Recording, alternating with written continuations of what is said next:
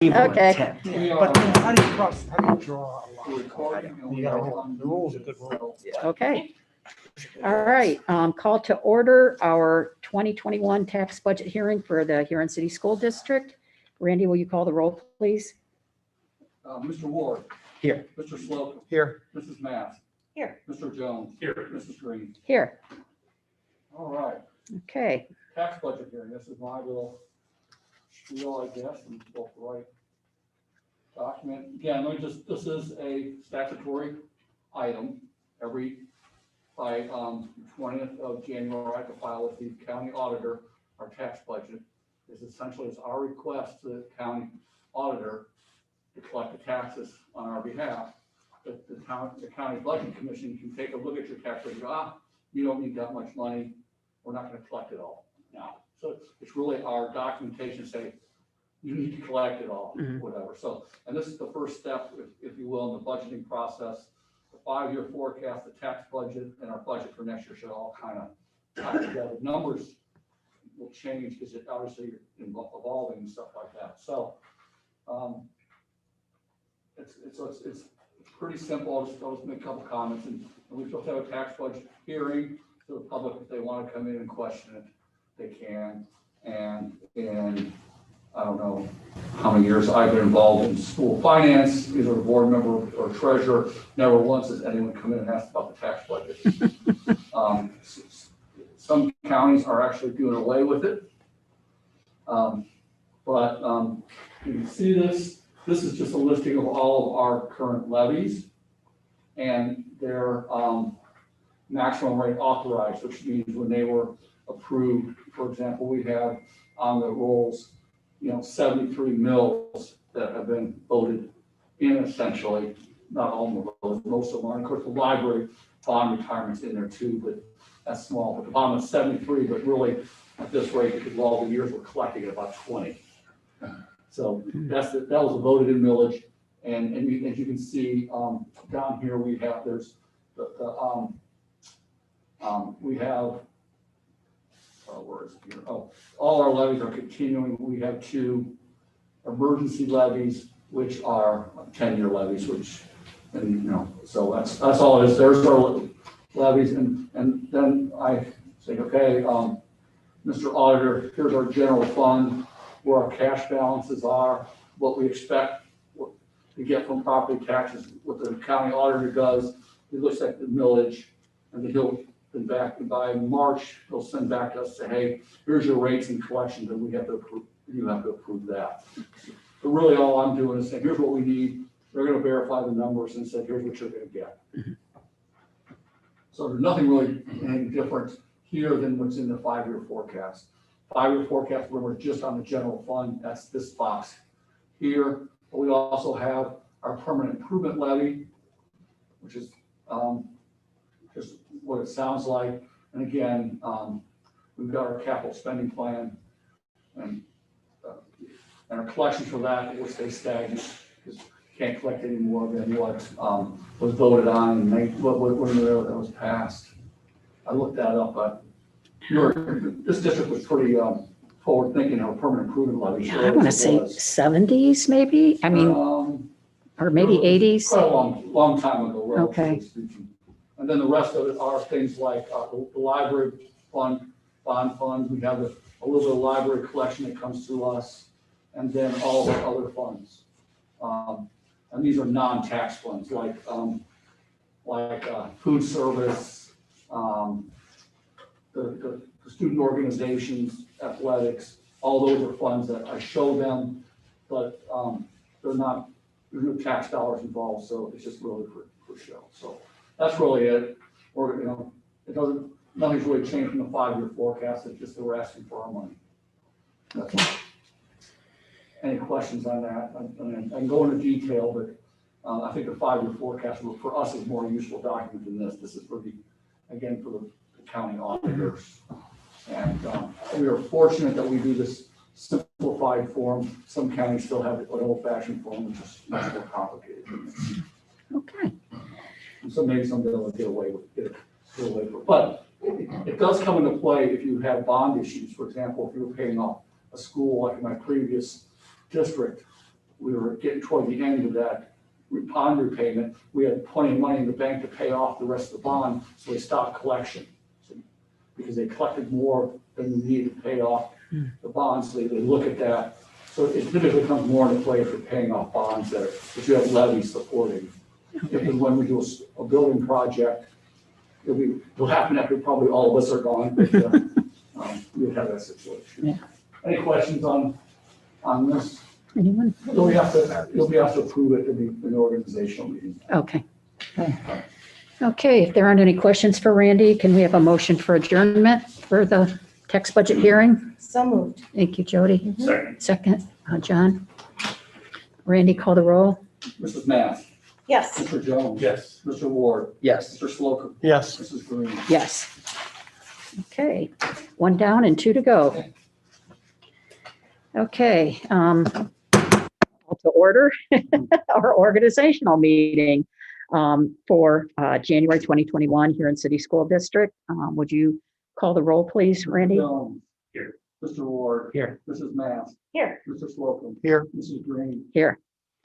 Okay, first item on the agenda is nominations for president, and I would like to nominate Paul Ward. Are there any other nominations? I would like to nominate myself. Okay, I'd like to throw my name in the hat for president. okay. Yeah, my pen is just frying up here. Okay, any other nominations? This is just for the president. Yes. Okay, so we'll close the nominations. You need a motion and second. to close. Yeah, we need a motion in a second, please. So moved. Second? Yeah, What if Paul and then we're closing Jody. the nominations? Is that what we're done? We close and then we vote. Yeah, okay. Okay, so first up is, Wait, we had a motion and a second. Do we vote Mr. on it? Ward's motion, right? yes, and Jody second. Okay, Mr. Ward, Yes. Mrs. Mass, Yes. Mr. Slocum, Yes. Mr. Jones. Yes. Mrs. Green. Yes. Okay, so our first one is, What? Did you write down on those? No, they're just roll call votes. Yeah. And they're one at a time.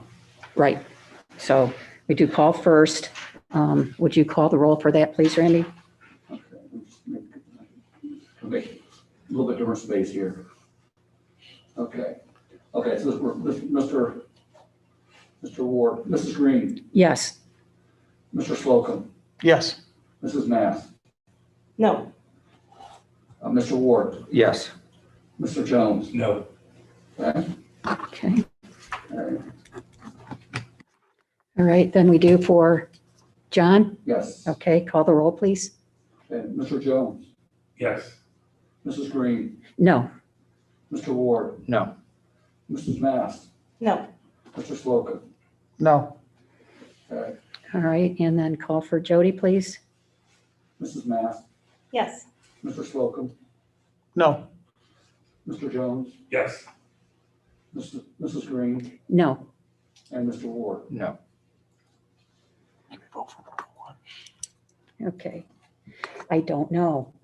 That's what, I mean, Do you need a pen? Yeah, mine is just, for some reason, thank you. you got it? It was frozen. I guess we're good. Okay. So now we take the oath of office for, So Mr. Ward, just to be for the record, 3-2. Mhm. So Okay. he's a vote there. Okay. Okay? Yep. All right.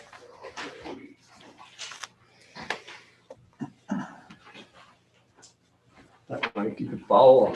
Mr. Ward, if you please stand. And please repeat after me. I state your name. I, Paul Ward, Do solemnly affirm that I will support the Constitution of the United States do solemnly affirm that I will support the Constitution of the United States and the Constitution of the State of Ohio. and the Constitution of the State of Ohio, And I will faithfully and impartially discharge my duties as president and that I will faithfully and impartially discharge my duties as president in and for the said Huron City School District, Erie County, Ohio. in and for the said Huron City School District, Erie County, Ohio, To the best of my ability to the best of my ability and in accordance with the laws now in effect and in accordance with the laws now in effect and hereafter to be enacted and hereafter to be enacted during my continuance in said office during my continuance in said office and until my successor is chosen and qualified. and until my successor is chosen and qualified. Okay. Officially sworn at. So now Paul takes over, right? Thank you. Okay, we have to move. Congratulations. Yeah. All our condolences. When they slide down. Yeah, whatever you prefer. I hate to inconvenience you, but Convenience at all. We're gonna put these in the chairs. we'll just move our nameplates here.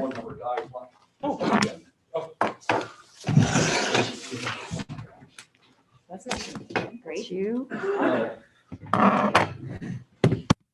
Goes around, comes around. Look, I'm down here. Little different angle here now. Yeah.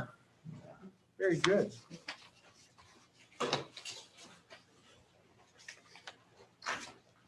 I don't know if you want to use my hard copy there.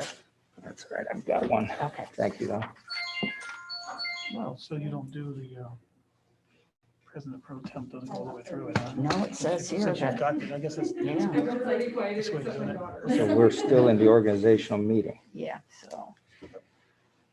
Next That's regular. would be, yep, would be Vice President, I would assume. The next item is Vice President. I make a motion to nominate Jody Mast. I'll second that. Make a motion, yeah. I'll second that motion. You don't have to. No, No, it's okay. You don't have to? no, Just nomination. you just Then I nominate don't it. second. that. Sorry, Jody. She doesn't Sorry. require it. All right. I nominate Jody Mast for Vice President here in City School Board. I will throw my name in the ring for vice president. Okay. I'll second that. Stop it. Is that it? Any other nominations? Okay, Need a motion and a second to close nominations. I'll Do I second. have a second? Call the roll. Mr. Treasurer? Mr. Jones, Yes. Mrs. Green, yes, Mr. Ward. Yes. Mr. Mass. There you show Yes. there. Oh, this is it. Yes. okay, All right. okay, There so we now we go. take the votes. We just did it. No, that was just That two was for the good. motion. Oh, okay, Yeah. that was. Now okay. that So Repeat now after we're at the me. oath. I state your name. And we'll I, adjourn this. Jody Mast, Do solemnly affirm that I Oh, no, support we the have it on Constitution of the here. United Okay, States gotcha. do solemnly Thank you. affirm that I will support the Constitution of the United States and the Constitution of the State of Ohio, and the Constitution of the State of Ohio, and I will faithfully and impartially discharge my duties and I will faithfully and impartially discharge my duties as Vice President as Vice President in and for the said Huron City School District, Erie County, Ohio, in and for the said Huron City School District, Erie County, Ohio, to the best of my ability to the best of my ability and in accordance with the laws now in effect and in accordance with the laws now in effect and hereafter to be enacted and hereafter to be enacted during my continuance in said office during my continuance in said office until my successor is chosen and qualified. and until my successor is chosen and qualified. Congratulations. Yeah, Congratulations. congratulations, Jody. Thank you. Jody. Hey, Paul, were you tempted to say, state your name? I was. Yeah. Oh, you know what? We didn't vote. We did. I can't, yeah, we did. Yeah, we did. We closed nominations, but we didn't We- vote. Yeah, Yeah, I we did. thought, you mentioned that. Yeah. You guys were, You guys should just stop me. Stop. Okay. they're gonna do that over. Now, she's sworn in, but you. Let's make it official. Okay. Yeah. Let's do it. Mr. Treasurer, can we have the vote, please? The motion and a second, I guess. I move. So Second. moved. Okay, Scott, Sorry no. about that, folks. That's all right. Anticlimactic. Yeah. Mrs. Green. Yes, Mr. Slocum. Yeah. Mr. Jones. Yes. Mr. Ward. Yes. Mrs. Mass. Yes. do you want me to hit him for you, Jody? No, that's okay. That's why I'm not way down here. I got ahead of myself. That's all right. Okay, so, Consent agenda. So there are, these are the annual authorizations. Item A are the treasurer's authorizations, and you can read them. Essentially allows me to, I don't use my facsimile signature, so I don't have to sign checks manually. For permission to invest in active funds, pay all bills, and to request advances and borrow money if necessary. For example, after tonight, tomorrow, I'll be asking the county auditor to advance our tax money for spring. and anything else. And apply on behalf of the school district, apply for any federal projects, which board, of course, board approval is required. And we need to participate in state and local association meetings, and to purchase the $5,000 in any then and now situation. What that means is, particularly if there's an emergency, we don't necessarily have a PO in place, but we need to do something, allows me to let that happen, and then come back to the board for your approval on that. And also, the only new item here is permission, we talked about this last month, to authorize, and there's one for the superintendent to enter in contracts on behalf of the board that have terms of 1 year or less and $50,000 or less. That's some of those trivial contracts that we bring to you that you're authorized us to sign, and that you get this, you'll get informed of it after the fact, but you won't have to wait for you on these little contracts. But anything's a year or more, you have to have board's approval on. And the last one is that I will go to public records training on your behalf. That doesn't mean you don't have, you could go if you want, but for right now, the law allows me to attend that on your behalf. And most people don't want to attend, but John sure does, because it's a lot of fun. I'm looking forward to it. Item B are the superintendent's authorizations. Denny, I don't know if you want to hit on any of those. These are, I've not added anything to this other than, as Randy mentioned, just that 1 year up to $50,000 for those purchase service contracts. That's what comes to mind. But obviously to attend association, local and state meetings, permission to serve as the purchasing agent for the district. I mentioned the $50,000 request. Permission to approve meeting attendance and travel requests and reimbursements deemed as appropriate. In other words, if a staff member travels to a professional development, they turn in their receipts. I sign off on that to okay for the business office to purchase. Again, it's nothing new. Serve as the designee as a sexual harassment grievance officer. If there's a case of a sexual harassment complaint, I would be the coordinator and hearing officer of those complaints, whether it's for the student or staff to staff. So that would be my role. Employed temporarily personnel in emergency situations. Again, we meet once a month. If a staff member, we need to hire someone because of an emergency vacancy, I can bring them in and hire them prior to your approval. It would be like an effective date, January 5th, when you approve it. So certainly if you want me to, I don't want to be mundane here. Would you like me to read through the rest of them, or are we okay? I don't. I don't think it's I just want to make sure I don't that need you to. if there's any clarification, that's all. Not for me. I will just add a comment in general. The superintendent of these authorizations are the district's chief purchasing officer and chief personnel officer. That's why you're authorized in that sense. So Understood. that's statutory. Since we don't have a personnel. Well, I am going to have a question or two once we get to that point. Certainly. Okay. Item C is the records commission. That's just superintendent, the treasurer, and the president of the board. If we have to, we'll meet once probably this year to revise our record retention schedule. If there's any records that need to be destroyed, that we deal with it then. Item D is just our annual OSBA annual membership. That's based, that rate, the cost is in there, is based on our ADM. And OSBA, item E is OSBA legal assistance fund. That's $250. There are inexpensive outlay for just simple questions. Obviously not, they're not going to negotiate on our behalf and stuff like that, but we just have simple legal questions. That's what they're for. Item F, we need to appoint the legislative liaison to OSBA in the fall when they have the conference. You'll have delegates. That will be our person there. So we need to appoint someone there. If you want to do that now or wait. And G is establishment of service fund by law. The board can establish up to $20,000, and that's for board travel, board going to meetings. We paid for, Terry Morgan, OSBA was paid out of service fund, for example, with that. Authorization to purchase performance bonds. That just authorizes, for those of us who are required to have performance bonds, it's authorized for us to purchase. Now, we don't have any this year. My bond is good for 2 years, but just allow this conversation next year. Well, we could actually buy insurance rather than a performance bond, but that's a conversation for next year. And that's just protection district from theft or malfeasance on part of those of us who handle money. Authorization page, legal counsel. We're asking you to approve Bricker and Eckler and Dinsmore and Scholl. Bricker and Eckler, as you know, are our primary things. I use Dinsmore mainly for the levy stuff.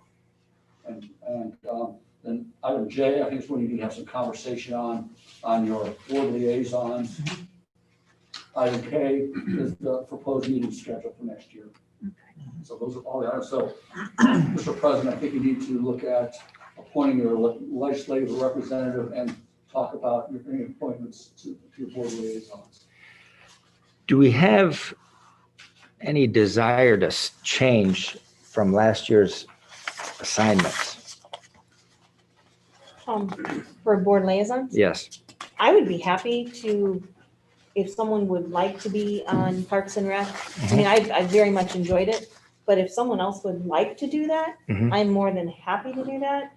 I know you mentioned that, no, Scott, Yeah, Who's on but I think we curriculum? need to get a motion and a second. and a I discussion, right? have curriculum. okay, Was that?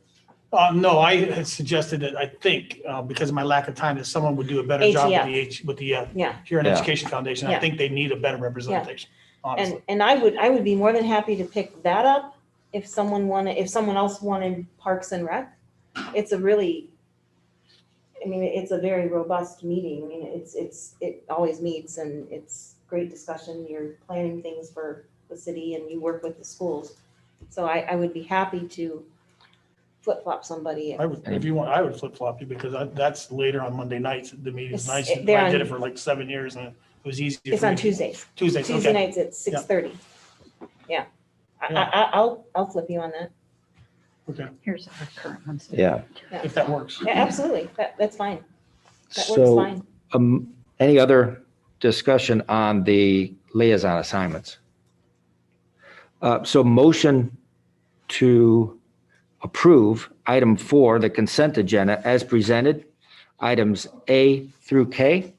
You'll need a legislative representative on item F, unless it's already in there. It's, Well, we do need to get it on the table. We do Yeah, we do. Okay. need a motion and a second. yeah, and then We have to add some discussion. details or Yeah, something. yeah, Okay. exactly. So motion to approve item 4, the consent agenda. Yes, Yes, Okay, so moved. I'll second. Discussion. there you go. There we go. There we go. If you people just get out of my way. Right. Kidding. Okay, so we've got the liaisons pretty much set. So does anyone particularly want to be the OSBA legislative rep? I know this year they did it over Zoom. Not sure. You were the rep, weren't you, Jody? I was, Yeah, But- did you do any voting or anything? Nope. No? no, but if anyone else would like to do that, they're more than welcome to, or I will hang on to it. Volunteers? I mean, I will, unless you, Would you like to? I sure, but if you want Then to, I'm you not. should do it. Okay. Awesome. Very If good. everybody's all right with that. I'm Yep, fine with me that. too. It's an interesting thing. You get to go to the big State conference. state conference, and then you, because you're the legislative representative, you get to go to the big meeting. You get to see how many of those things you can stack up on your, Yes. those things that hang. in the All the ribbons. Yeah, see how many ribbons you can get on your jacket. But it is interesting to go to that large, It'd be nice if it was really in person. you never know. Hopefully it will be. Yeah, Yeah, It is a it is great- interesting. It really is. it is a great conference. Missed Yeah. it this year, of course. Is the meeting schedule acceptable to everyone? It's third Tuesday, except for April or we moved it a week earlier because we have negotiations the week that it would have. Yeah, thanks for pointing that out, Mr. Treasurer. I have no issue with how we did it last year. Does anyone else? No. Be sure we, And we still have the three summer three meetings at summer 8 a.m. morning meetings. Yeah. Everyone's Make okay with sure- that? Yeah. Mhm. And we took a good. little bit of criticism for that this year. Mhm. And what's ironic is one of the reasons we do that is to accommodate second shift folks. So part of our rationale is to have a few meetings where folks can attend that don't the rest of the year. So I would like to publicly state that. Well, hopefully we won't be doing Zoom again by then. Indeed. I'm good with Further everything. discussion? I did. I have a question. Oh, go Go ahead. ahead. I have a question. Randy, you mentioned that there is the fund for school board for workshops, Yeah. whatnot. Does that, if it's not fully used at the end of the year, does that, Does not carry over. it doesn't carry over? So it's just there if we want to use it, if we don't use it, it just. Yeah, and my penny pinching way of going like, it's there for you to use. If you don't use it, it doesn't break my heart personally.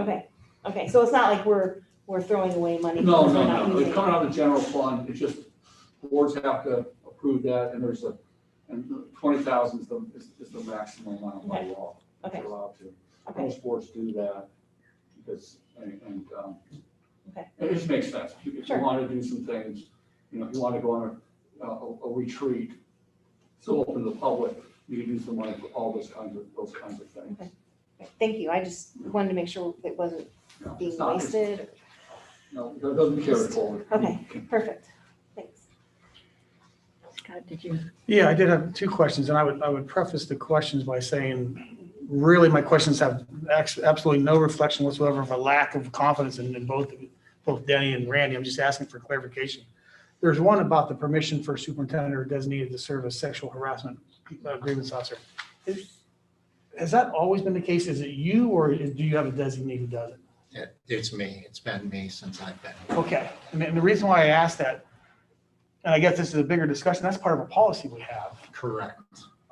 If you have an employee who really reports to you, and you as that really the CEO of the organization Sure. are the final stop in that person's due process. But you're coming in earlier as the grievance officer, does that influence, have you bounced that off legal? Is that where you want to be in that process as superintendent and really the final stop? If it would be someone who, again, you don't have a personal relationship with anybody, you don't have family with anybody.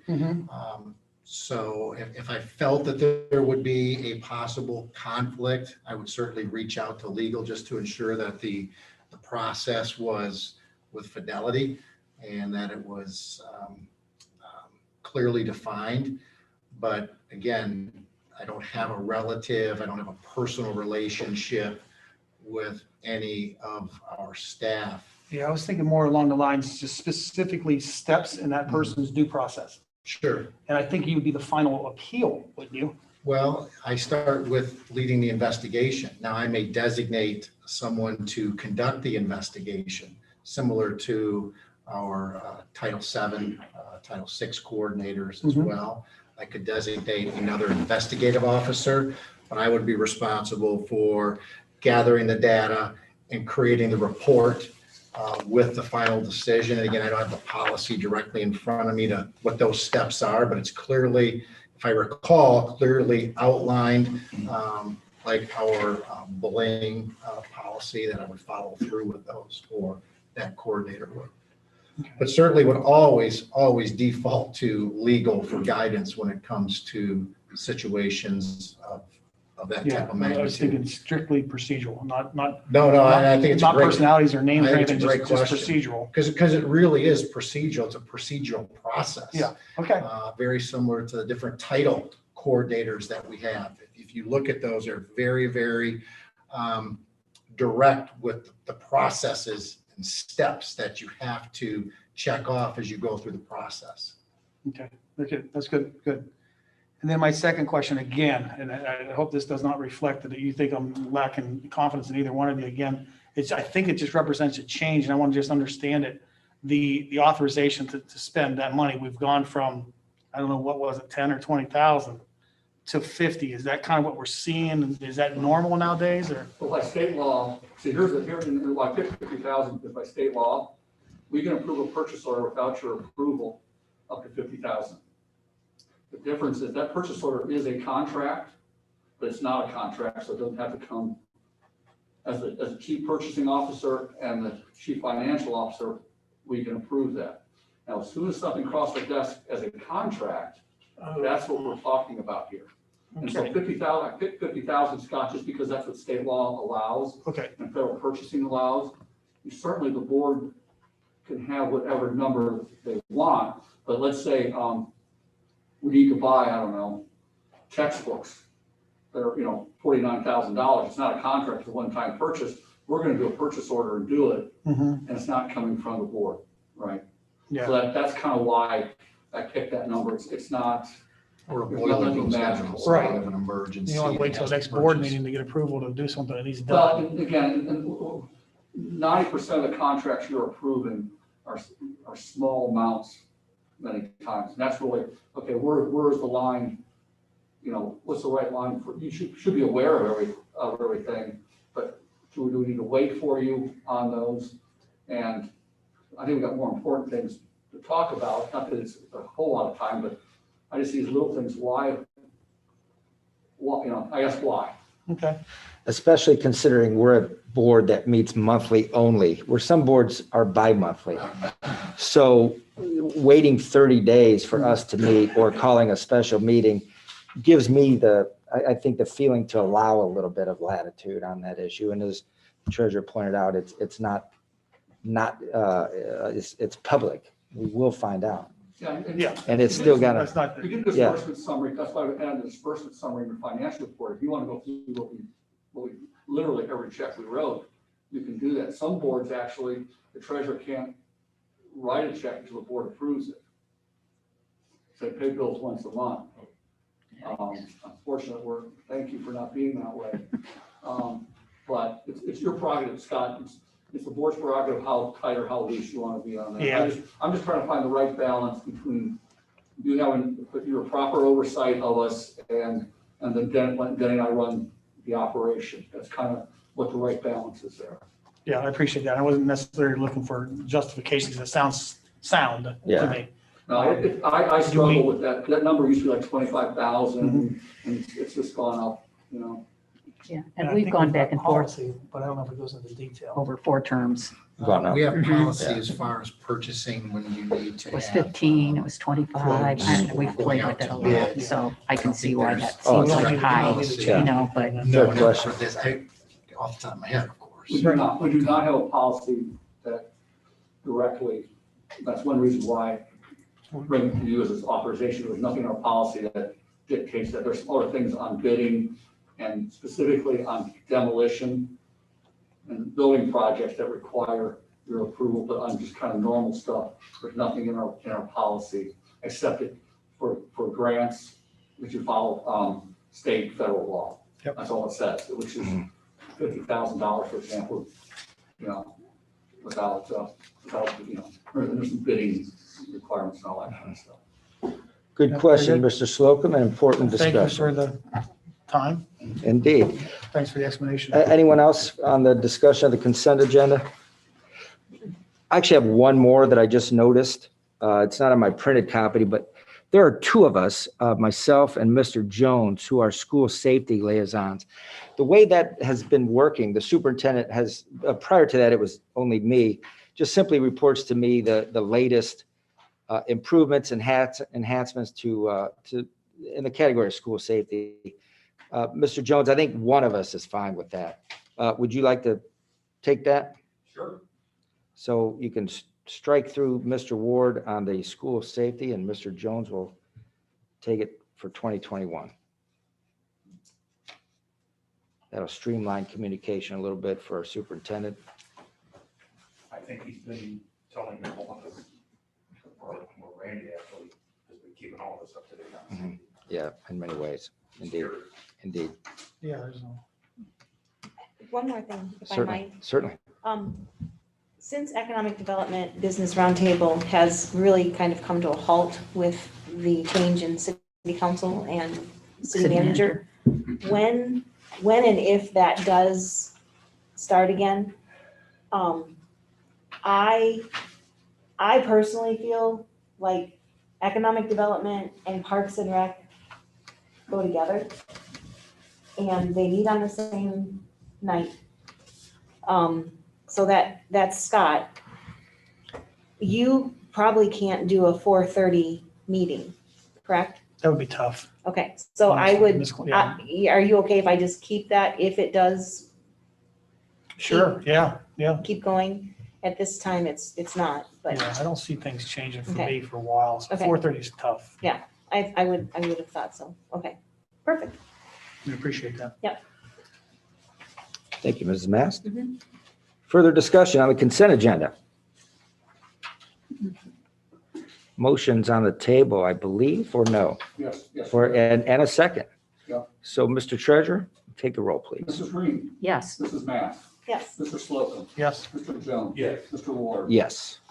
And item 5 is the tax budget as presented, just asking for your approval. So moved. Second. Take the roll. Discussion.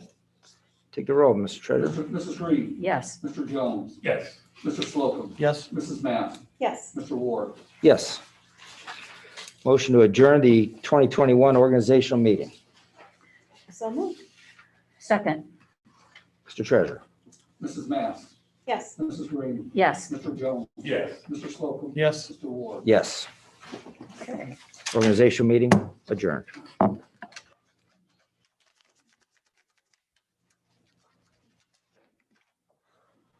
One moment, please. I'll take 10 seconds to get organized. Flip agendas.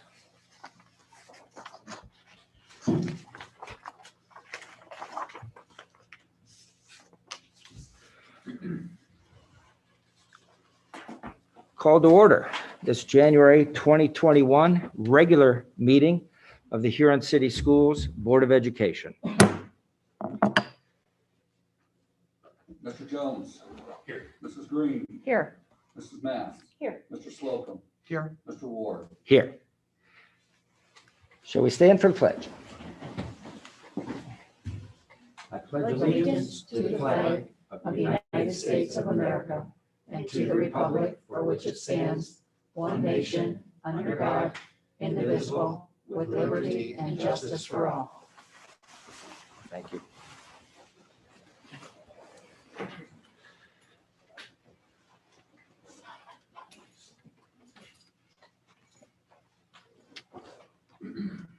Motion to approve the agenda. So moved. second, Mr. Treasurer? Just a second, move faster, not to move there. We are, okay, sorry. Move. motion second, Okay, got it. Right. Okay, Mrs. Green, Yes. Mr. Jones, Yes. Mr. Slocum. yes, Mrs. Matt, Yes. Mr. Ward. Yes. Approval of the minutes, motion. So moved. second,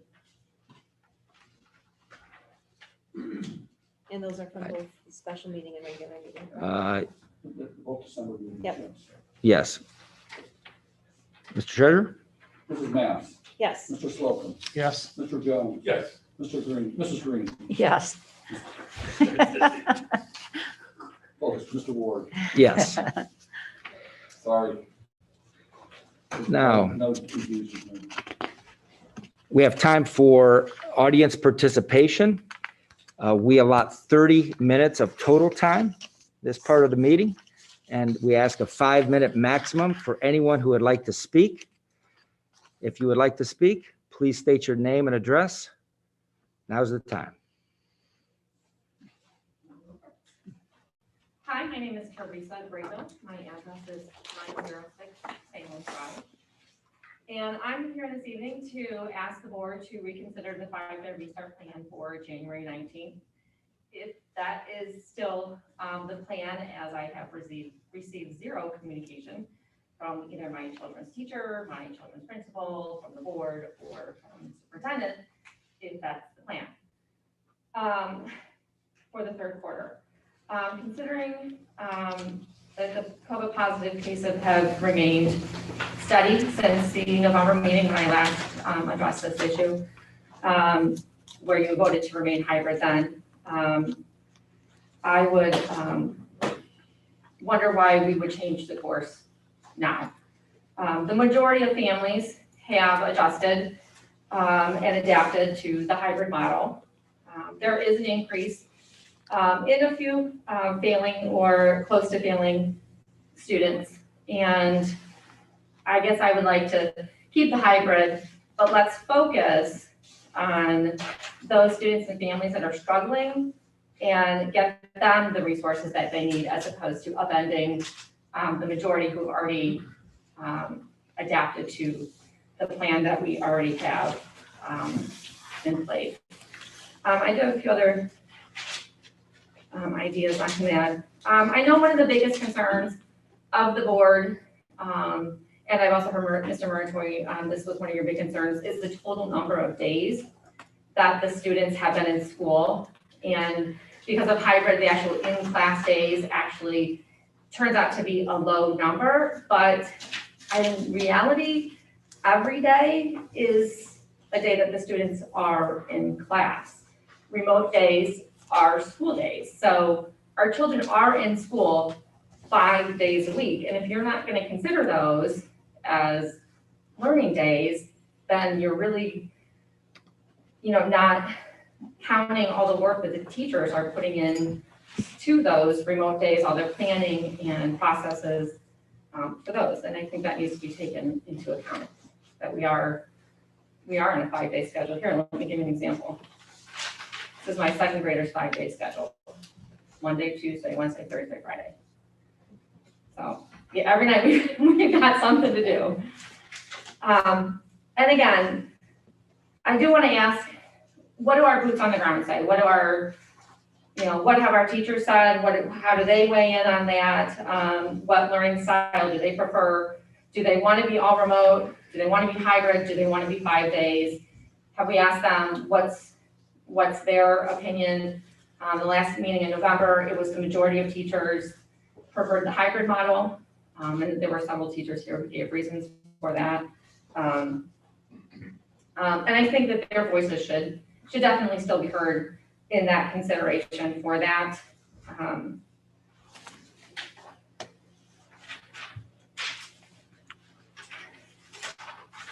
And one of the things I didn't address in November when you decided to keep this hybrid was that I don't want you to think that my desire or anybody's desire to remain hybrid is fear driven. I mean, anybody who does research knows that the morbidity rate for COVID is low.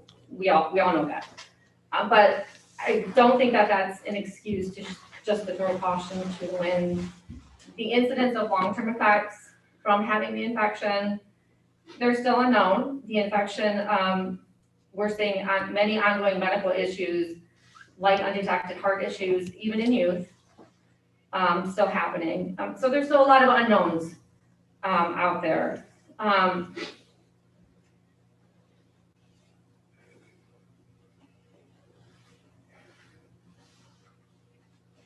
Everyone wants the students to go back to 5 days. I mean, I think we can definitely all agree on that. And I know we all want to meet in the middle somewhere. But I would ask, why not wait for the restart of 5 days in person, continue the hybrid, and most importantly, at this point, we need to make an equitable plan, a written plan for the students and families that are struggling, that we're seeing are really, exposing the cracks in the infrastructure that we have, and get them more support. So I'm asking the board, will you please add to the agenda tonight a vote to increase the support for struggling students and their families and remain on the hybrid learning plan? Thank you. Thank you for your input. Thank you. Anyone else?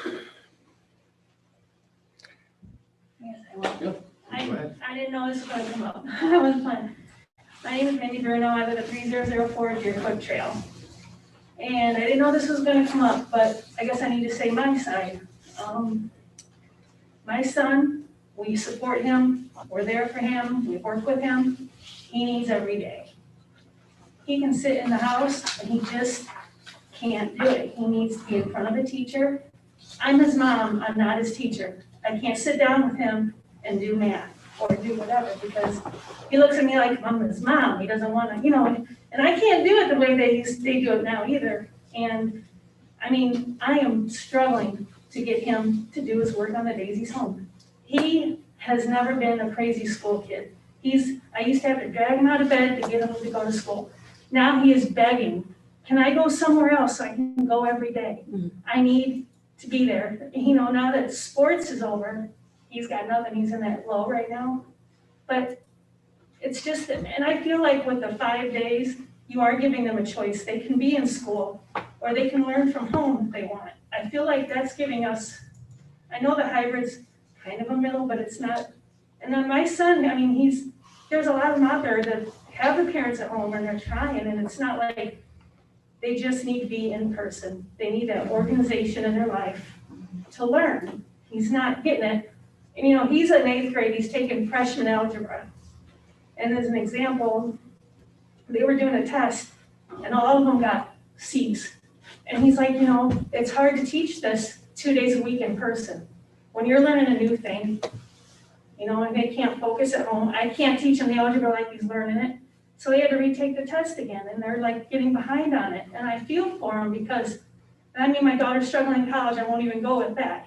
It's just everybody is struggling and I understand, but he's looking so forward, he's counting the days down where he can go back every day like his friends are. And I feel like, don't take that away from, that's all they've got right now. And I feel like the other ones have a choice if they want to stay home. But for me, in my case, and a lot of kids, they need that every day. So for the ones that are struggling, how many of those do you throw back in because they want to be there and then pretty soon you're going to have them all back? When you say if they need help, bring them in extra days. How many of them can you do that for? Because I'm assuming when they all go back 5 days, you're not going to have every student in the school back 5 days. A lot of them are going to still stay home and you had the other options, I believe, the Remote. in class, or they can do the online academy still. So I feel like that's 3 options for them right there. So I hope that you can just get them back when we were saying that they were going to go back.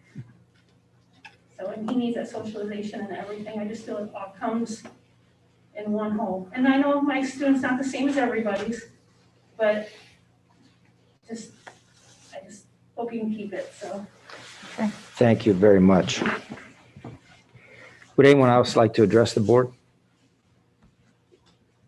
Hi, I'm Dr. Elizabeth LaFay, 417 Anchorage Circle. I also wasn't planning on speaking tonight, but I just wanted to say something to point, I guess. Ohio has done its own research. They put a COVID task force together and they came up with some research regarding in-school environments. And there's was a study done recently in Mississippi, and it both determined what we actually already knew last spring, that the school environment is very safe. Schools are one of the safest environments there is, actually. Children have been proven to not be vectors of this disease.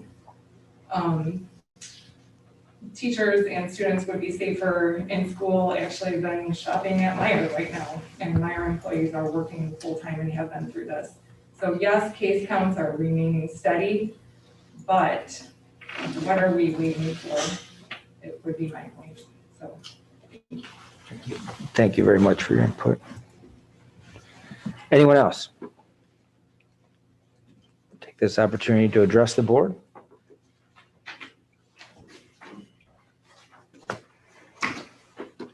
If not, we'll continue.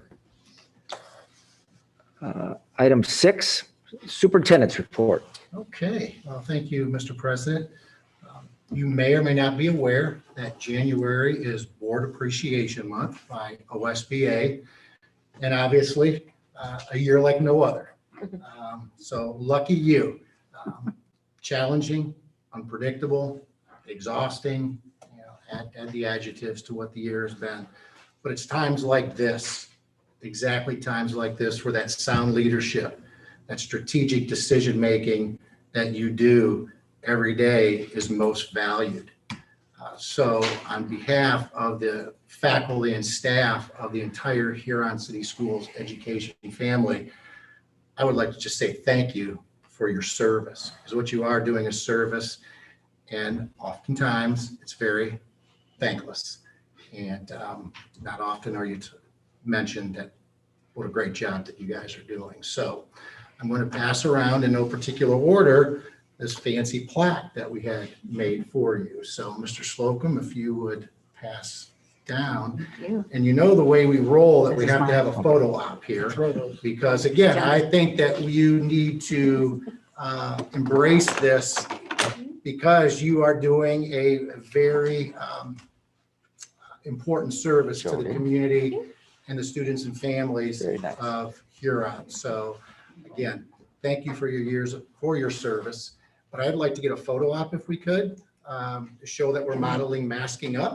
We can stand in front of the, Mr. Drury, you can join us in front of our nice, yeah, we'll just do it here because we'll miss our fancy backdrop, so.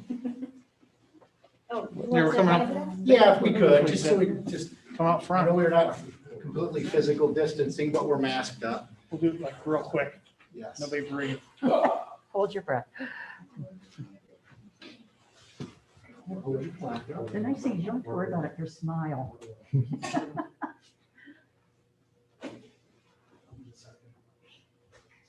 Again, thank you, board.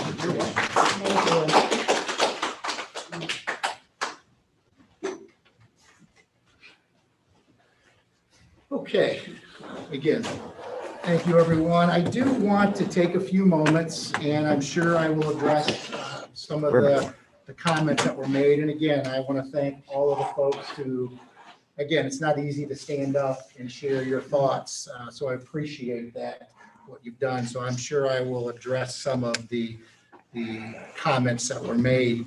I want to begin by just sharing COVID numbers with you. I'm going to just go back to November 23rd through 3 p.m. this afternoon. We're going to just basically cover the time where the quote unquote spike occurred. So basically it's 7 weeks from November 23rd through today. What our numbers tell us, we have had since November 23rd through today, 7 weeks, we've had 27 students test positive across the district. That's averaging approximately 4 a week, if you do the math. We've had 18 staff members over that 7-week period. That's coaches, teachers, including a substitute teacher, who's not necessarily an employee, but a purchase service, and an admin and support, as I mentioned, support staff. That's averaging a little less than 3 a week. Again, that's through today. Overall, since August 31st, so now we're going back almost 17 weeks, we've had a total of 26 positive cases at Huron High School, 5 at McCormick, 7 at Woodlands, 5 at Shawnee, then we've had 2 virtual learning academy students test positive. We've had a total of 13 teachers, 3 support staff, 2 North Point employees. I include them because they work with our children. We've had 2 coaches, and we've had 1 administrator. So those are the numbers that have impacted our district, not only from day one, the start of the school year, but also during the holiday season. And that was the big discussion we had in November, concerned of which rightfully so, that spike. Challenges, ongoing challenges. It's not contamination in school that we're dealing with. Yes, we're having positive cases, but they're not being a reflection of contamination in school. Our challenge remains, like all other school districts, substitutes. We've been extremely fortunate that we've had teachers, support staff, and administrators step in at times on those occasions when we've been short a substitute. Again, I'm so grateful that we've been able to have our team step up and do that, because our goal all along has been to keep schools open, to keep offering those vital services that our children need. And we've been able to do that even during the shortage of substitutes, because our faculty and staff have stepped up and gone above and beyond. So I'm very grateful for that. A vaccine update. I spoke to the Erie County Health Commissioner this afternoon. He did indicate that educators are what's considered 1B of the rollout. So that is now rolling into 1B. He was, again, optimistic. He said, and I don't quote, he asked me not to quote him on this, but he said there's a possibility within the next 2 weeks. But he's at the mercy of the rollout of the distributor. And I guess, and I didn't hear this, but as we discussed earlier, Governor DeWine mentioned that only educators who are in districts that return 5 days a week will be part of 1B. And certainly if anyone wants to, because I didn't hear that directly, but I understand that's what was said today. So that was new information to me, and it's very valuable information. What we've done over the last several days is we have polled our staff. That was at the direction of the health department. They are asking for an approximate level of the number of staff members across Erie County who are going to choose to participate in the vaccine. Again, we can't mandate it. We can strongly encourage it. And the way the process looks is once it is available, at least at this moment, staff will then have to register through the Erie County Health Department. That will be clearly communicated. And as of now, it looks like vaccines will be administered at the Erie County Health Department facilities. I don't imagine they're going to come on site to do this. That was the direction I heard today, but that could obviously change. So that is an update on numbers, vaccine, looking ahead. Okay, based on what we know today, and obviously recognizing the unpredictability of the current circumstances, we had said all along we are going to follow an evidence-based decision framework in making decisions. We're not going to make decisions on emotions.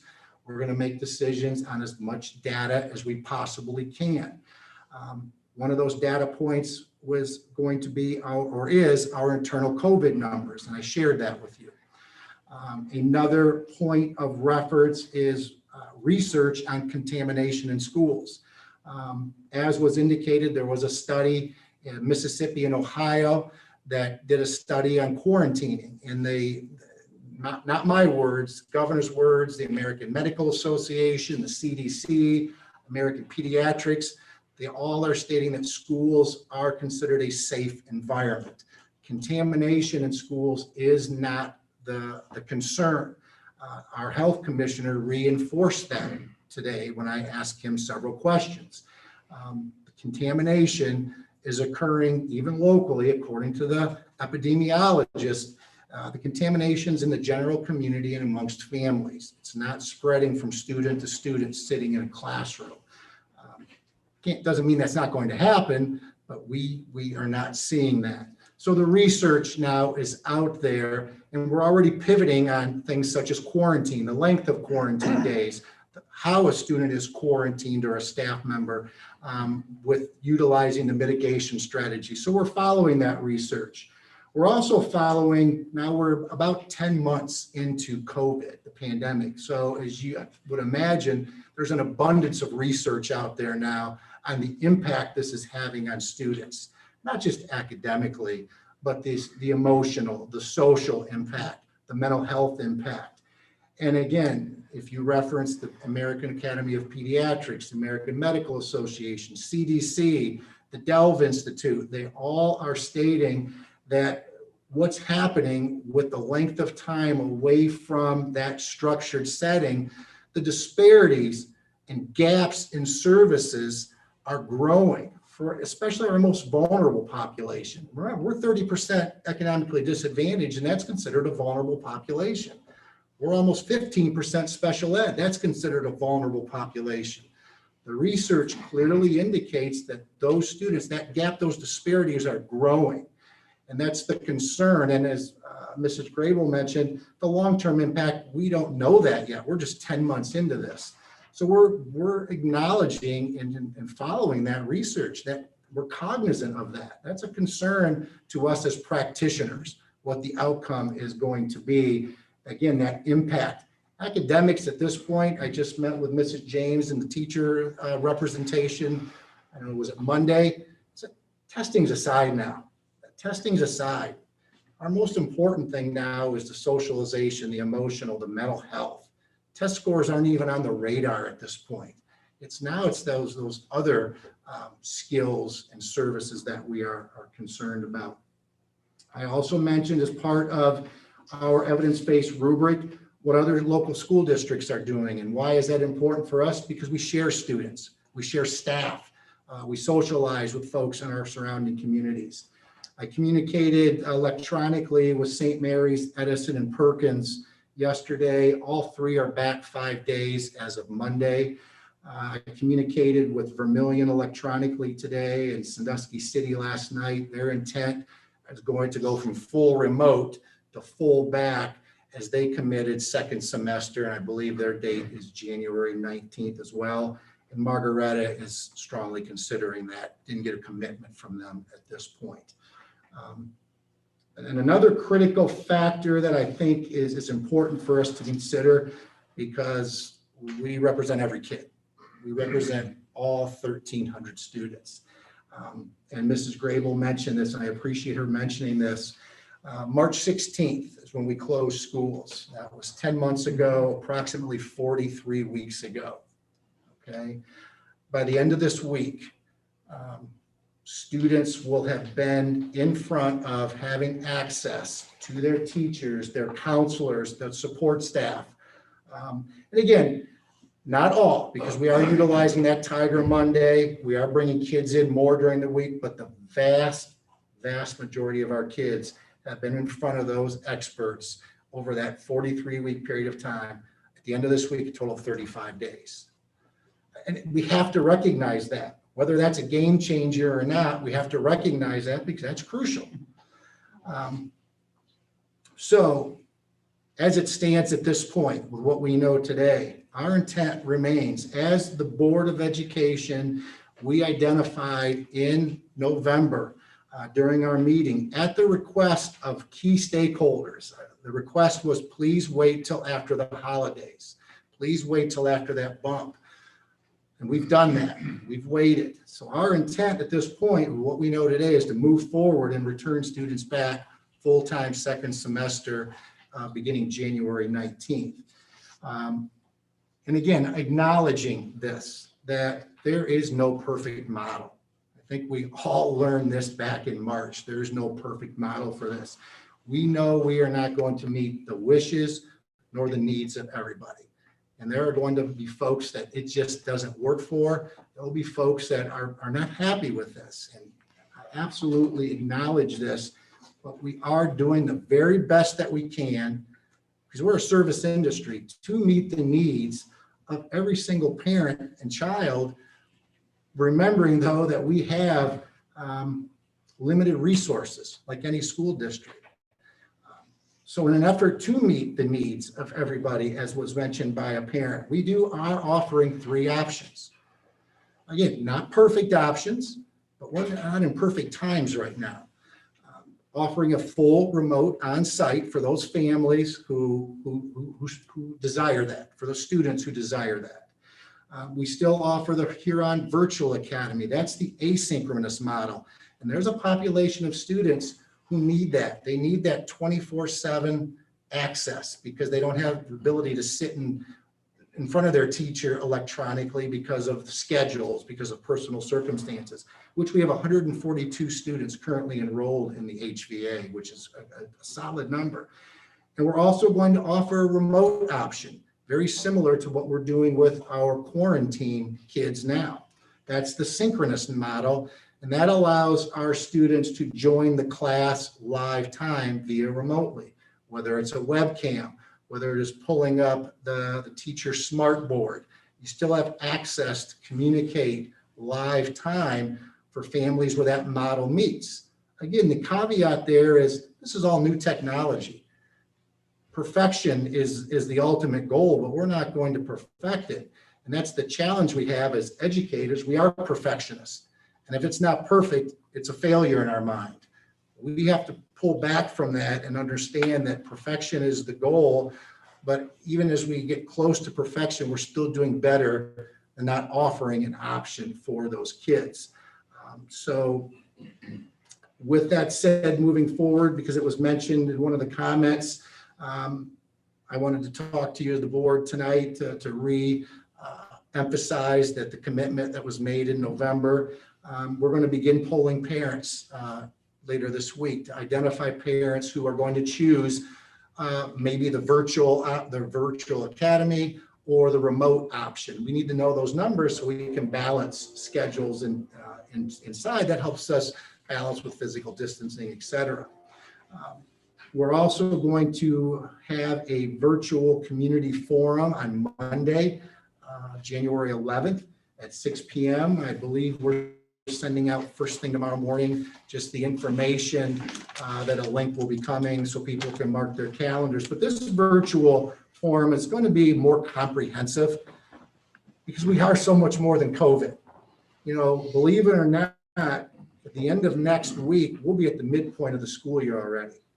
I don't know about you, but my head spun when I recognized that fact. We have accomplished as a district, our students, so much over that first semester of school that it deserves recognition. It deserves as a great calibration point. So we're going to do a bit of a review and reflection of where we've been, because that helps us guide where we're going. But we're also going to give a fiscal update, because the fiscal part of the operation is the engine that runs. And I talk to parents every day that are asking for things. Why don't we do this? Why don't we try that? That will help us with these models. But we have a fiscal responsibility as well. So we want to share with our families what our fiscal situation is at this point. Again, comprehensive view of our entire district. And then, of course, we're going to talk about looking ahead. What does the remainder of the winter and spring hold for us? Because in 8-9 weeks, we'll be in spring already. So, and approaching then those types of activities that occur in spring. So that is the plan moving forward, what we're going to do as far as communicating, what our position is moving forward with teaching and learning models. And again, recognizing that we'll strive for perfection, but we understand that there will be challenges. We understand that there'll be things that we'll pivot from, and we're going to learn from this, because every day since March 16th has been a learning opportunity for us, and we'll continue doing that. So with that said, certainly I will open up to questions for the board.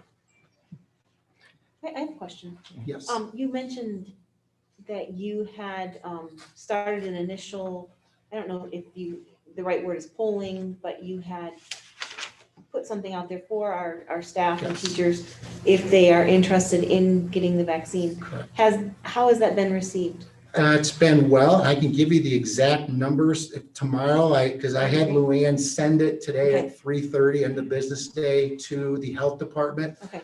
Again, we're trying to be first in Sure, line if sure. there's such a thing, but I can give you, it's been, my initial check this morning and it's been growing, was very positive. Good. I will say we're not at 100%, and that's okay. That's Sure. that's expected for various reasons, but it overwhelmingly looked very positive. I know we were in triple digits. I thought we were like at 114 at my last look, but I know they were still trickling in. But I can give That'd be great. you Yeah. an exact That's number. good, though. Absolutely, Yeah. absolutely. Thank you Thanks. for asking Yeah, that. And I'll thanks. share that Thank you first for the thing. question. But it's in the health department's hands now. Any other questions for the superintendent? Motion to approve superintendent's report, item 6 on the agenda. There's no, We don't Don't have a to do motion that? for that, no. Yeah. Not till we get Just to the wanna be sure. recommendation. Okay. So we're at item 7, the treasurer's report. One thing I'll add, though, to the superintendent's report, at the outset, we were honored with a certificate. Now, I accept mine rather sheepishly. And it will be rare that I speak for this entire board. We're 5 individuals, often with 5 different ideas, but I think we'll agree on this. we're very proud of our administrative team. We're very proud of our faculty. We're very proud of our staff. We're recognized, and we accept it, but, it reminds me of the military. There are two types of soldiers. Those who are at the tip of the spear and those who are in the rear with the gear. We're in the rear with the gear. We meet once a month, email once in a while. We keep up with things, but this has been your lives. This has been stressful. We're talking about the lives of young people. You mentioned social, emotional. Every time we meet, we are concerned about their academic lives and their lack of face-to-face contact with teachers. There are bright people who are well-intentioned who disagree. It's been very stressful. So I think I can say, in this case, on behalf of the Board of Education, we're very proud of all of you. You're welcome. Treasurer's report. All right, well, thank you. Donations for the month were $250. December's a quiet month in that regard. Financial, I want to hit just a couple of things. If you can see this is our investment portfolio. And this is kind of what you want to think of, where's our bank account, and this is our low point cash, right? Because we get our check, if you will, from the county in the fall, and we spend it down until we get our next check. Hopefully start getting them here shortly in our sales. So we're down. I had to move almost all our money out of Star Ohio Plus in Star Ohio, and we're getting $3 million. Sounds like a lot of money, but we burn through $1 million a month. So let's put that in perspective. We have no income coming in. That's about what we spend. And December's a big month because we have a 3 payroll month. So it's an extra, it's a little bit bigger than that. So I just want to kind of point that out. It's not alarming. We knew we'd be here, but that's why when people see cash balances, oh, you got plenty of money. It is at the moment, but it's a moving target, right? I want to point out on this, I'll back up. If you can see this 32 true cash days, that means if we had no income, we could operate for another month. That's really what that means in terms of general fund. That 3.6 million is not just general fund money. There's other monies that we could not spend, like some of the agency funds and stuff like that. So that money is not all money that can be used for salaries and that kind of thing. So we're down to, so for the month, for net cash flow year to date, with 1.3 million deficit, but that, again, that's what we expect to be this time of year. If you look at our revenue, we are right where we expect to be, about 45% of our total revenue, because the second half, our taxes is a little bit bigger chunk coming up. Profit and our interest, I'm going to rebudget our interest here after the first of the year. Last year, our actual interest earnings, FY 19-20 was 227,000. We're only at 7,000 this year. Interest rates drop and all that kind of stuff. The good news here on this, that we got a check last week for $73,000 from Bureau Workers' Comp. Dividend return from previous years. That shows up in this all other. So essentially, there was $70,000, which I had not forecast for, that showed up. And so we're still on track to be a little bit better than what my forecast is. I'm not ready to commit to that yet, but we are on the expenditure side and on the doing a little bit better. On salaries, if you look at our general fund expenses, we're at 50%, right where we expect to be halfway through the year. Salaries are a little bit ahead, and that's again because December was a 3 pay. We have 26 pays during the year, and so it's not exactly even on that line. Purchase services and supplies, though, I just want to point out that's right now, that's where we're saving. We're really looking at those things, and we're in relatively positive territory there. The key, again, in purchase services is our special needs kids and open enrollment out. Those are the two biggest numbers in there. And that's really it. I want to point out there one more thing real quick. Federal grants, as you'll see, if you look at this column, can't really bunch of negative numbers. That's normal. We're always behind. Well, if we spend grant money, then we ask for reimbursement. I will say we've spent I've got $826 to spend over COVID dollars. So we spent all that money. Had we spent before the 31st, and we did that. They extended the broadband money, so we have more time to spend that $40,000 providing broadband connectivity to students. You know, we've got some students with Verizon jetpacks at home, and we have some cellular-enabled iPads and Chromebooks for those that we're spending there. So we're in good, I'd say good shape, but we're finally getting reimbursement. We were behind in getting reimbursements on those things. That's where we are financially. So we're right where we expect to be at this time, maybe a little bit better on the expense side and a little bit better on the revenue side because of that PwC check. The last thing I just want to mention, and the fall and the early winter are audit time for the treasurer's office. We had 4 different audits, all came out clean at last, and I gave you a report on the last audit. A couple of little verbal comments from just little tweaks here and there, where most of those were systems issues, not doing what we were supposed to do, just the state software didn't quite recognize something correctly and numbers were off a little bit. And the auditors picked that up, which they're supposed to do. They just said, hey, try not to let that happen. And the audit was clean, which was good internal controls. And for the staff, you might find Cindy and Sue trying to keep the feet to the fire, that's why. You know, because they're our first line of defense to make sure we can follow our process. So that's where we are. Any questions?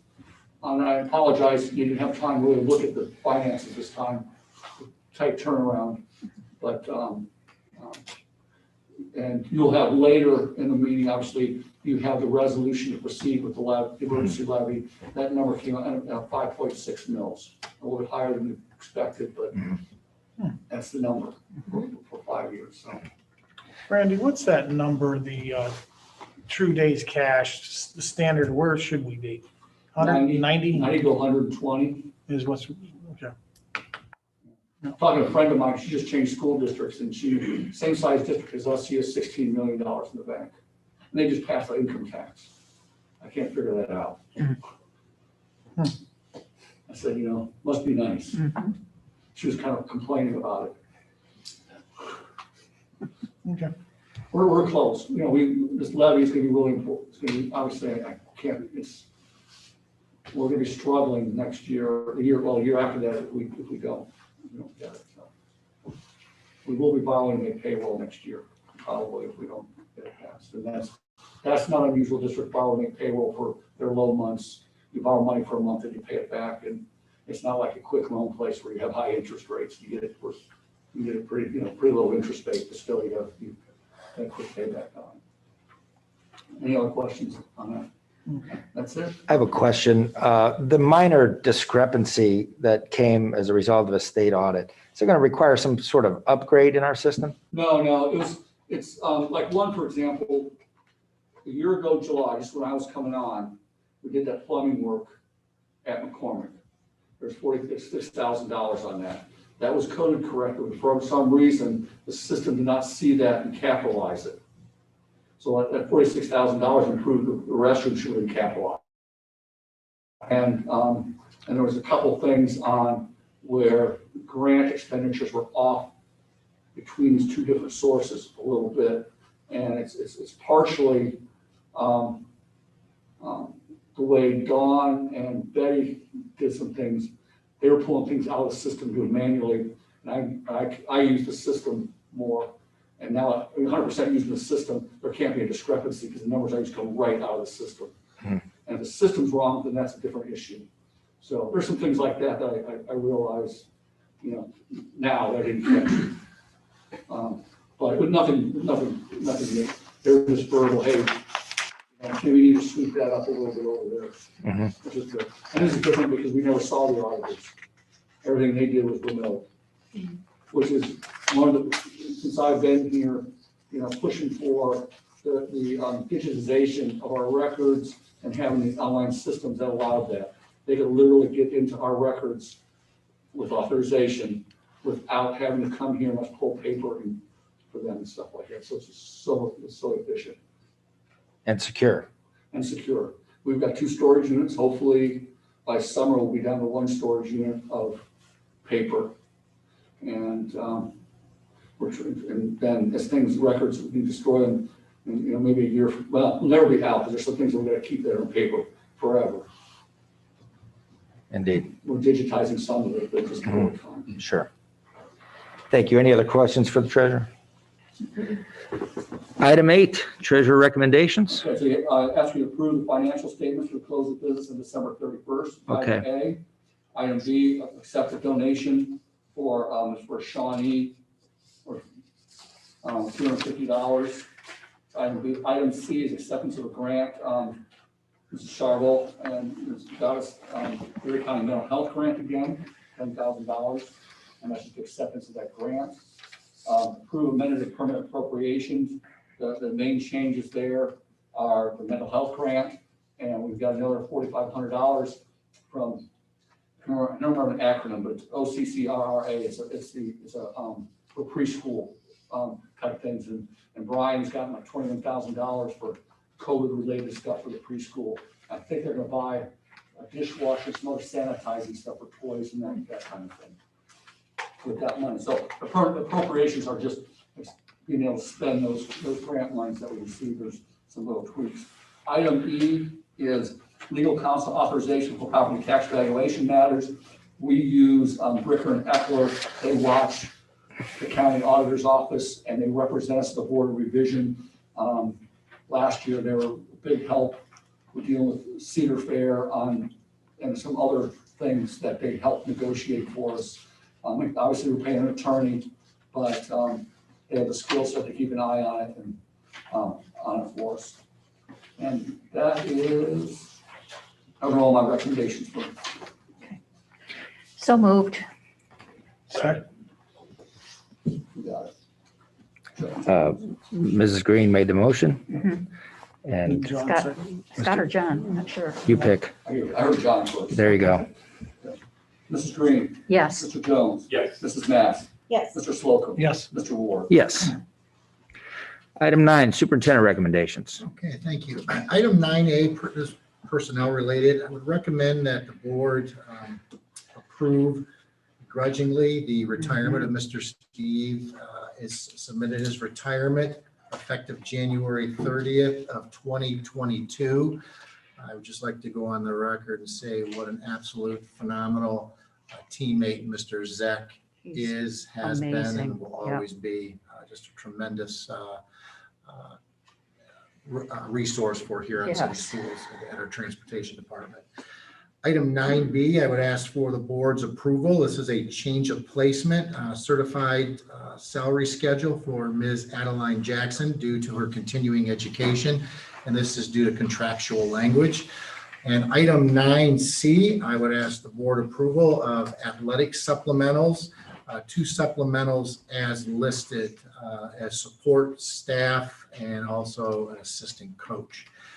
So I would ask for the board's approval of items 9A through C as presented. So moved. Second? Mr. Treasurer? Mrs. Green, Yes. Mrs. Mass, Yes. Mr. Slocum. Yes. Mr. Jones. Yes. Mr. Ward. Yes. Thank you. And that is all I have this evening. Item 10, board committee reports. Any committee liaisons or committee members have something to report? I have something a little interesting. Obviously, all the schools have been out now for a couple of weeks. There's not a lot going on, but EHOVE is starting a procedure to start an supplemental. I noticed in the journal, this was like last year, that I think Avon Lake or maybe Bay Village, we have obviously like our athletic teams, but this is for gaming, like electronics. Oh. Yes, these Esports. kids, yes. Wow. And so EHOVE's in the process of starting that for their district. And I would love to see us do something like that here, because we've got a lot of kids that probably, maybe, I don't want to say they've been on the fringes, but they're not the athletic Sure. type, but they would really enjoy being part of a team where their passion is. Isn't So that I'll kind of keep you posted on Isn't that. kind of a STEM thing? Doesn't that kind of incorporate coding and Probably, gaming because, and all that? yeah. Well, I will say this, maybe it's not I think it's the foundation. Mrs. Rowan, our 8th grade English language arts teacher, told me Monday that one of the writing props that she is having her kids, they have to choose from, deals with, should gaming be a considered, I'm paraphrasing here, but like a sport, some type of recognized activity. So maybe that's the incubator for Sure, future opportunities. yeah. I Wow. thought that was exciting. That's very That is cool. exciting. You Yeah. can get a degree in it in Yeah. college. Oh, Yeah, Actually, Can you Akron. really? Wow. some Isn't it schools. Akron? Akron has a, I know there's- Yeah, that's where our daughter goes. They get scholarships Yeah. for it. yeah. Jeez. Okay. Hey, it's the wave of the future, you know? Awesome. Very cool. Okay. Thank you. Any other committee reports or liaison reports? I have a brief one. The Huron Athletic Booster Club will meet this month after several postponements due to the pandemic. January 20th, the Huron Booster Club will meet. So I will report in the February meeting about that. Okay.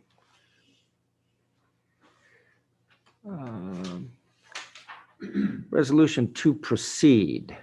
So item 11 is, as you recall, last month, we passed a resolution of necessity that allowed me to go to the county auditor and say, hey, we need money, how much was the millage on this? This is resolution is approval to proceed with a 5.6 mil emergency levy.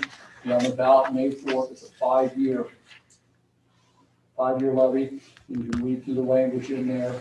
This is all, and the proposed levy down toward the bottom, that's exactly what's gonna look like on the ballot. We submit this to the county auditor, goes to the Board of Elections and then, you know, proof it and there we go. And of course, as you know, if we're the only ones on the ballot, we cover the entire cost for our area. If someone else on, we'll split the cost, so. Keep our fingers crossed. Mhm. Okay, so moved. Second. And so we can start the talking points. It's been, what did we determine, 14 or 15 years since we asked for new? 2005 was the last. 2005 was the last time we got new money. At our community forum on Monday, we just got a couple of financial slides, but we're gonna show essentially, we've been flat funded the state for forever. And there's been reductions actually because of TPP and stuff, yet the district is, you stretch the dollar a long, long way. That's a pretty good run. Yeah, and the 5 years allows us to get us on the cycle with the other two, that hopefully 10 years from now, we can do a substitute, do some combinations and take that, reduce the burden on the voters a little bit. So I think a 5 year is a good number to get us on that cycle. A side note, the Citizens for Huron Schools co-chairs, meeting with Randy and I Friday afternoon. We're 17 weeks out at this point from 17-ish weeks out from May 4th. So we need to get the co-chairs together and start strategizing, get their thoughts. There have to be changes, et cetera. But we're gonna start the conversation now so they can. It's a scary time to do Messaging is this, gonna be huge. Excellent. But we've got no choice. Further discussion? Do we need a motion? We did, We have a Already motion. did. It's on the table. Okay, Mrs. Green, yes. Mr. Jones, Yes. Mrs. Mass, Yes. Mr. Slocum, Yes, Mr. Ward. Yes. Do we have a need for executive session? I believe. No. I've heard of that. Item 13, new business. Any new business to present?